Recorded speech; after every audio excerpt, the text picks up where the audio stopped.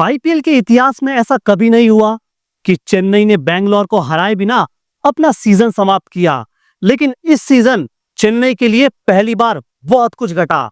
वो कहते हैं ना कि ऐसा पहली बार हुआ है 17-18 सालों में, तो चेन्नई के लिए इस साल पहली बार बहुत कुछ घटा।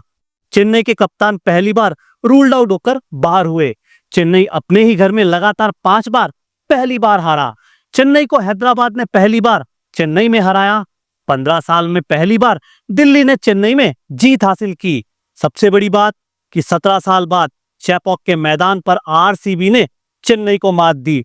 ये बड़ा दिलचस्प आंकड़ा है क्योंकि मुकाबला एक बार फिर आरसीबी से होने वाला है। सबसे इंपॉर्टेंट बात चेन्नई के लिए यह भी है कि इस सीजन पहली बार लगातार दूसरा ये साल है कि चेन्नई प्लेऑफ में नहीं जाने वाली है। बड़ा इंटरेस्टिंग ये मुकाबला है क्योंकि मुकाबले में चेन्नई सम्मान की लड़ाई लड़ने वाली है। बेशक प्लेऑफ की क्वालिफिकेशन से वो बाहर है, लेकिन सम्मान की लड़ाई में वो मजबूत दावेदारी अपना पेश करने वाली है। लेकिन ये मुकाबला आरसीबी के लिए बहुत इंपॉर्टेंट है क्योंकि 14 पॉइंट उनके पास है। बेशक टॉप 4 में वो नजर आते हैं, लेकिन प्लेऑफ के क्वालिफिकेशन के लिए एक जीत बहुत जरूरी है। यहाँ पे चेन्नई जैसे अपोनेंट के खिलाफ ये जीत आसानी से आ सकती है क्योंकि चेन्नई इस सीजन बहुत खराब क्रिकेट खेलकर आई, जबकि आरसीबी ने जबरदस्त मुकाबले खेले। पिछले 5 मुकाबलों में से 4 मैच आरसीबी ने जीते और आरसीबी को सिर्फ एक मुकाबला जीतना है प्लेऑफ के 16 पॉइंट के मार्जिन तक पहुंचने के लिए, और अगर 2 जीत गए तो फिर प्लेऑफ का क्वालिफिकेशन कंफर्म समझिए। आरसीबी के 90% चांसेस हैं कि वो प्लेऑफ में इस बार क्वालिफिकेशन अपना पक्का करेंगे। सबसे बड़ी बात कि चेन्नई के अलावा लखनऊ, हैदराबाद और कोलकाता जैसी टीमों से मुकाबले हैं, लेकिन मुकाबले ये सब के सब तगड़े होने वाले हैं। आज की वीडियो में इसी पर हम बात करने वाले हैं। दोनों टीमों की हेड टू हेड राइवलरी, दोनों टीमों में क्या कमियां हैं, थोड़ी सी कहां मजबूत है, इस पर करेंगे बात। अंत में प्यारा सा प्रेडिक्शन तो है ही। आप बने रहिए हमारे साथ। Let's get start. नमस्कार दोस्तों, welcome to the world of Ishaan की आईपीएल हाइलाइट्स। एक तरफ है चेन्नई और दूसरी ओर है आरसीबी। आइस वर्सेस फायर का ये मुकाबला, कोहली बनाम धोनी की जबरदस्त लड़ाई। लेकिन राइवलरी में जो आंकड़े हैं वो इस सीजन कोई ज्यादा मायने नहीं रखते क्योंकि इन आंकड़ों में चेन्नई भले ही बहुत अच्छी, बेहतर और प्यारी क्रिकेट इतिहास में खेलकर आई है, लेकिन इस सीजन आरसीबी ने जबरदस्त परफॉर्मेंस किया। चेन्नई को चेन्नई के गढ़ में हराया। 17 साल बाद चेपॉक में आरसीबी को जीत मिली। भले ही चेन्नई के पास आरसीबी के खिलाफ हेड टू हेड राइवलरी में अच्छे आंकड़े, लेकिन इस साल चेन्नई के सामने डोमिनेशन आरसीबी का रहा। लेकिन अब मुकाबला एक बार फिर आरसीबी के गढ़ में है। चेन्नई बेंगलोर आकर खेलने वाली है। एम ए चिन्नास्वामी का मैदान, जहां पर रन खूब बरसते हैं। बल्लेबाजों के लिए स्वर्ग है क्योंकि रन बनने की पूरी बहुत सारी उम्मीद है। बट इस सीजन यहाँ पर पिच कुछ अलग मिजाज की नजर आई, जहां पर 220 और 225 वाले स्कोर आसानी से बनते हुए हम पिछले कुछ सीजन्स में देख रहे थे। इस सीजन इतने बड़े स्कोर इस मैदान से निकलकर नहीं आए। 99 मुकाबले इस मैदान पर जरूर हुए। बाद में बल्लेबाजी करने वाली टीमों ने 53 मुकाबले जीते। फर्स्ट बैटिंग वाली टीम के खाते में 42 मुकाबले भी गए। लेकिन इस सीजन जो आरसीबी ने अपने यहाँ पे 4 मुकाबले खेले, उनमें से सिर्फ एक मुकाबला अपने नाम किया। सबसे बड़ी प्रॉब्लम, आरसीबी ने यहाँ पर 4 मुकाबलों में, चारों मुकाबलों में टॉस हारा। चारों मुकाबलों में पहले बल्लेबाजी करी। गनीमत, पिछला मुकाबला आरसीबी इस मैदान पर जीत गई, लेकिन 3 मुकाबलों में पहले बल्लेबाजी करके आरसीबी हार गई। सबसे पहले मैचअप्स की बात करते हैं, जहां पे कमाल की राइवलरी है क्योंकि चेन्नई के पास लेफ्ट आर्म 2 अच्छे गेंदबाज हैं, खलील अहमद, सैम करन, और यहाँ पे सामना होने वाला है विराट कोहली, पाटीदार, फिल सॉल्ट का। ये जबरदस्त मैचअप है क्योंकि लेफ्ट आर्म गेंदबाज के सामने राइट हैंडेड बैट्समैन। कौन जीतेगा ये राइवलरी, ये भी देखने वाली बात है। बट शुरू करते हैं आरसीबी की सबसे बड़ी स्ट्रेंथ से, और सबसे बड़ी स्ट्रेंथ निकल कर आती है इनके टॉप ऑर्डर डिपार्टमेंट के 3 बल्लेबाज। 1 2 3 विराट कोहली, फिल सॉल्ट और देवदत्त पडिक्कल। रन बन रहे हैं, बहुत सारे रन बन रहे हैं, और तीनों मिला के आरसीबी की बल्लेबाजी की सबसे बड़ी बैकबोन साबित हो रहे हैं। फिल सॉल्ट और विराट कोहली अच्छी स्टार्ट देते हैं। फिल सॉल्ट ताबड़तोड़ अंदाज में बल्लेबाजी करते हैं, वही विराट कोहली का मिजाज थोड़ा शांत रहता है, लेकिन क्रीज पर टिककर ये बल्लेबाजी करना जानते हैं। नंबर 3 पर आने वाले देवदत्त पडिक्कल के पिछले 3 मुकाबले जबरदस्त रहे। 40+ स्कोर रहा, जिसमें से 2 हाफ सेंचुरी पडिक्कल के बल्ले से निकली। विराट कोहली एंकर रोल निभाना जानते हैं, कंट्रोल पारी खेलते हैं, अच्छा फुटवर्क दिखाना जानते हैं। इनके स्ट्राइक रेट पर भले ही क्वेश्चन मार्क है, लेकिन वो स्ट्राइक रेट मैनेज करते हुए नजर आते हैं। फिल सॉल्ट जो T20 के एक बहुत ही साबित बल्लेबाज हैं। स्ट्राइक रेट इनकी अमेजिंग है और बहुत अच्छे रिकॉर्ड्स इनके चेन्नई के खिलाफ नजर आते हैं। थोड़े से लेस रिलायबल जरूर हैं, बट नंबर 3 पर आने वाले खिलाड़ी की आप बात करें, वो बहुत रिलायबल है, देवदत्त पडिक्कल। इस सीजन अच्छा परफॉर्मेंस करके देवदत्त पडिक्कल ने दिया। 9 मुकाबलों में 267 रन चेन्नई के खिलाफ भी बनाए हैं। एवरेज भी चेन्नई के खिलाफ अच्छी है। बैंगलोर के मैदान पर 5 मुकाबलों में 113 रन है। एवरेज और स्ट्राइक रेट थोड़ी सी कम है, लेकिन रन बेशक बहुत अच्छी तरह से बना रहे हैं। चिन्नास्वामी के मैदान पर विराट कोहली की एवरेज भी लाजवाब निकल कर आती है, जहां पे सबसे ज्यादा मुकाबले कोहली ने खेले। 63 में मुकाबले, 3000 से ज्यादा रन, स्ट्राइक रेट और एवरेज बहुत बेहतर। वहीं बात करें फिल सॉल्ट की, तो इस सीजन फिल सॉल्ट का बल्ला भी अच्छा चला। विराट के साथ बहुत अच्छा साथ निभाते हुए दिखे।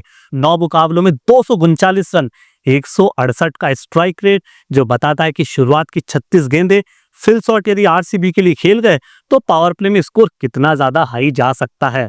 सबसे बड़ी आरसीबी की बात मिडिल ऑर्डर है, जहां पर थोड़ी सी चिंताएं आप देख सकते हैं, क्योंकि मिडिल ऑर्डर में 2 बड़े बल्लेबाजों के नाम निकल कर आते हैं। रजत पाटीदार जो आरसीबी के कप्तान हैं, जितेश शर्मा जो नंबर 5 या कभी कभी नंबर 6 पर बल्लेबाजी करते हैं। दोनों के साथ समस्या ये है कि रन इतने बड़े और एज एक्सपेक्टेड नहीं निकल रहे।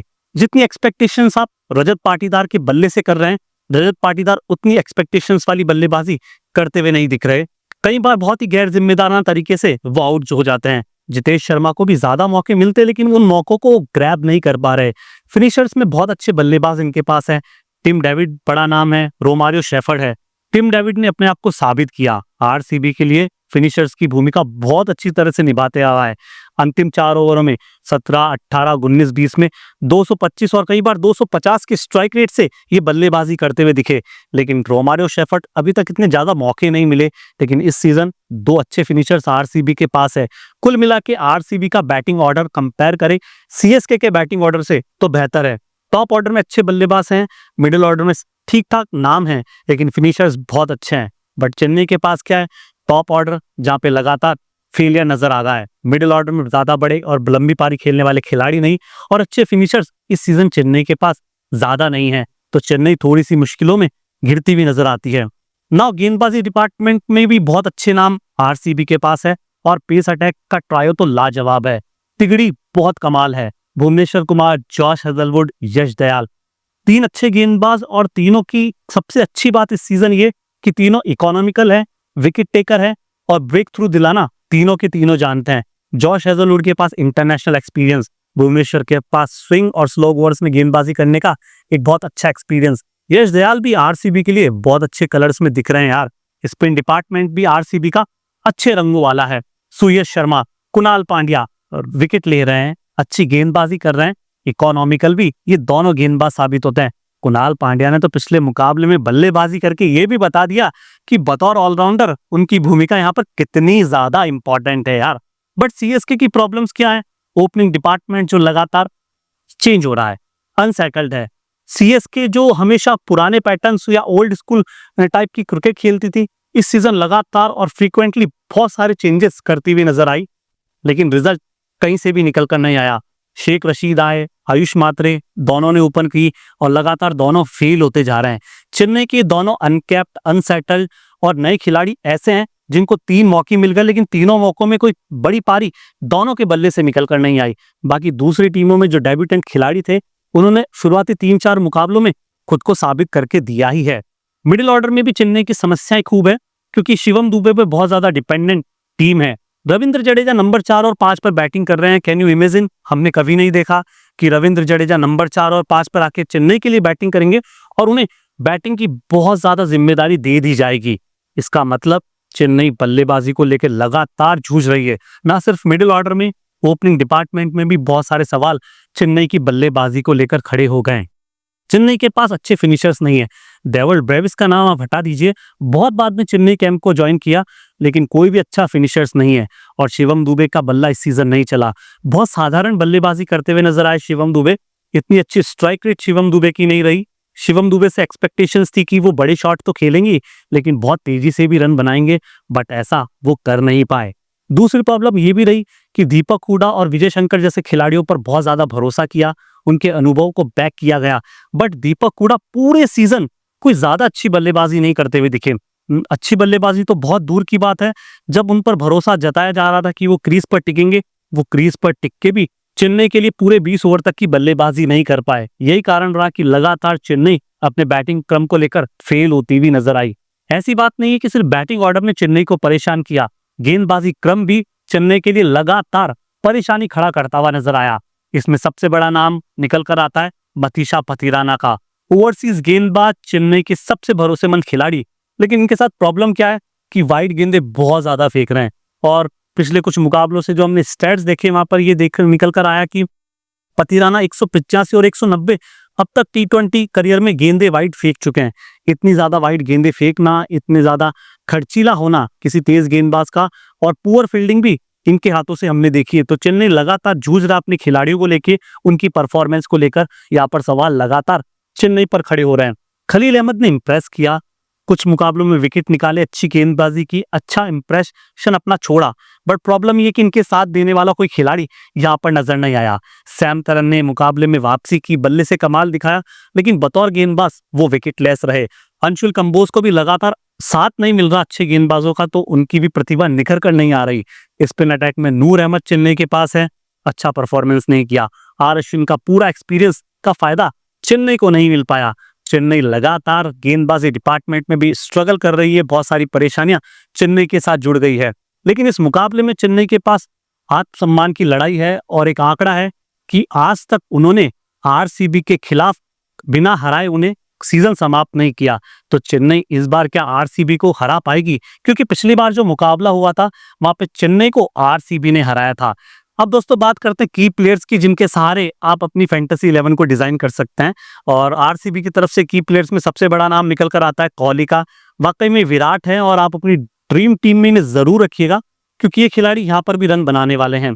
इस सीजन जबरदस्त इन्होंने क्रिकेट खेली, 400 से ज्यादा रन के पिटारे में है, 6 अर्धशतक है, 60 से ऊपर की एवरेज है, स्ट्राइक रेट भी लाजवाब है। हर मुकाबले में ये बहुत अच्छे पॉइंट्स कमा के दे रहे हैं।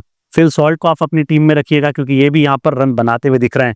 कुणाल पांड्या अच्छे ऑलराउंडर से, बैट और बॉल दोनों से पॉइंट्स कमा कर देते हैं। रोमारियो शेफर्ड एक वो खिलाड़ी है जिन्हें मैं अपनी टीम में रखूंगा, क्योंकि मुझे लगता है कि इस मुकाबले में रोमारियो शेफर्ड को मौका मिला तो ये जरूर पॉइंट्स कमा कर देंगे। जॉश हेजलवुड और यश दयाल को भी आप अपनी टीम में रख सकते हैं, या हो सकता है कि यश दयाल की जगह आप भुवनेश्वर कुमार को ले लें, ये चॉइस आपकी है। बट चेन्नई की तरफ से आप किन्हें ले? आयुष मात्रे को। आयुष मात्रे को मैं इसलिए बैक कर रहा हूँ कि यार सब लोग कह रहे हैं कि आयुष मात्रे रन बनाएंगे, तो हो सकता है शायद इस मुकाबले में बनाए, क्योंकि पिच थोड़ी सी फास्ट है, बल्लेबाजों के अनुकूल है, तो हो सकता है आयुष मात्रे रन बनाते हुए दिखे। थोड़े बहुत भी रन बना गए तो फैंटेसी 11 में तो जगह इनकी पक्की हो जाएगी। डेविड ब्रेविस को आप जरूर अपनी टीम में रखिएगा, और ये खिलाड़ी इस मुकाबले में भी शाइन करने वाले हैं सीएसके की तरफ से। शिवम दुबे को आप अपनी टीम में रखिए। खलील अहमद विकेट निकालते हैं दोस्तों, हर मुकाबले में 1-2 विकेट इनके खाते में होते हैं। नूर अहमद, मुझे लग रहा है इस मुकाबले में शायद नूर अहमद को भी 1-2 सफलता मिल जाएगी और वो भी टीम में आ सकते हैं। बट अब सबसे बड़ी बात करते हैं कि मुकाबला कौन जीत सकता है। क्या चेन्नई के खाते में मुकाबला जाएगा, या आरसीबी इस मुकाबले को जीतेगी? चेन्नई अपना इतिहास कायम रखेगी, या एक बार फिर चेन्नई को इतिहास बदलकर आरसीबी फिर से हरा देगी? दोस्तों मुझे लगता है कि ये मुकाबला आरसीबी के खाते में जाने वाला है, और एक बार फिर इतिहास बदलने वाला है। आपको क्या लगता है और आपकी क्या राय है? कमेंट बॉक्स में हम कर रहे हैं आपका इंतजार। शुक्रिया, बहुत बहुत धन्यवाद।